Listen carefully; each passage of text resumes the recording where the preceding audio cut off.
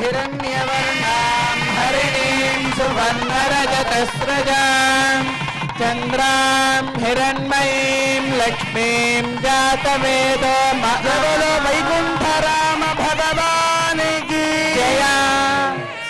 अतः भगवते श्री वैकुंठ रामाय राजमुद्रिकां समर्पयामि। नीलासूक्तेन भगवते श्रीभद्राद्रिरामाय सुवर्ण आभरणान् समर्पयामि।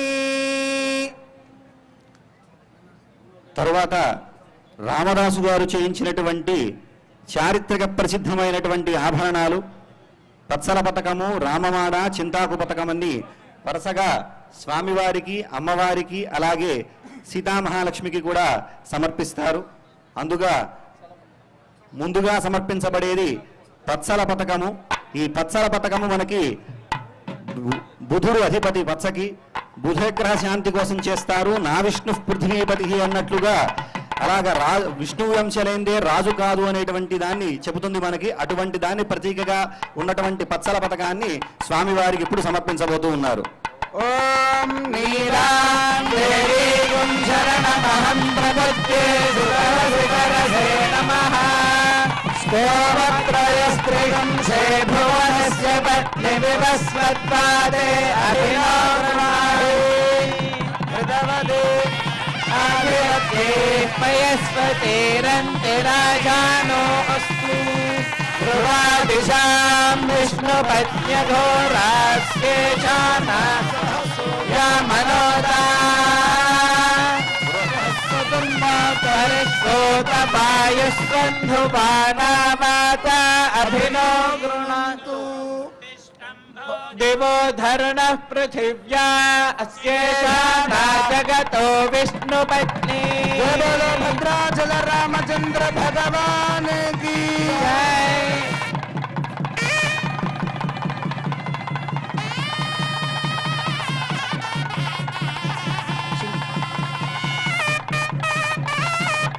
తర్వాత సమర్పించబోయేటువంటి మరో రాంఛనము చింతాకు పతకము.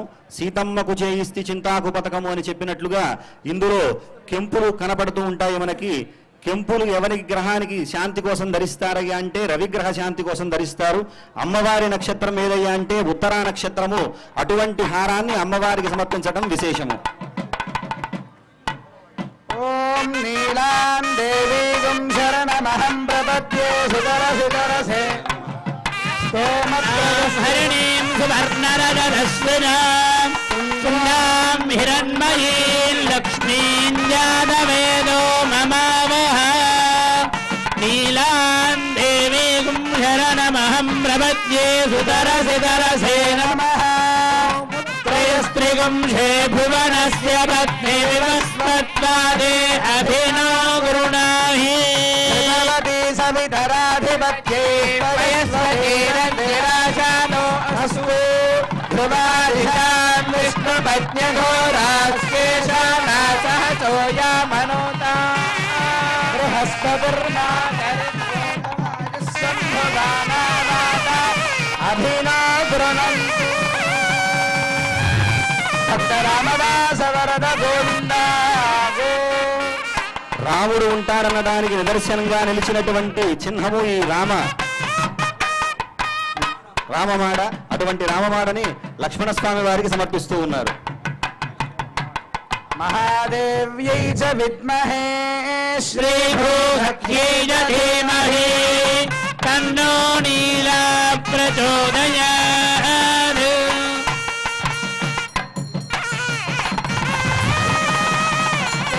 प्रचोदयात्। जय बोलो रामानुज स्वामी महाराज की। ततः सुपर्णोसीति मंत्रेण भगवते श्री ओंकार रामाय చామరద్వయం సమర్పయేత్. సమర్పించబోయేటువంటి రాజలాంఛనము చామరాలు. ఇందులో వైనతేయుణ్ణి ఆవాహన చేస్తారు. వందే చందోమయంతం ఖగపతి మమలం స్వర్ణవర్ణం సుపర్ణం అని చెప్పినట్లుగా వేదాత్మకుడైనటువంటి వైనతేయుణ్ణి ఆవాహన చేసినటువంటి దీన్ని చెబుతారు. రామచంద్రమూర్తి పితృభక్తికి ప్రతీక, వైనతేయుడు మాతృభక్తికి ప్రతీక. అలా మాతాపితరుల సందర్శనం చేసినటువంటి మహాఫలితం ఈ వింజామర సమర్పణ వల్ల మనం దర్శించవచ్చు.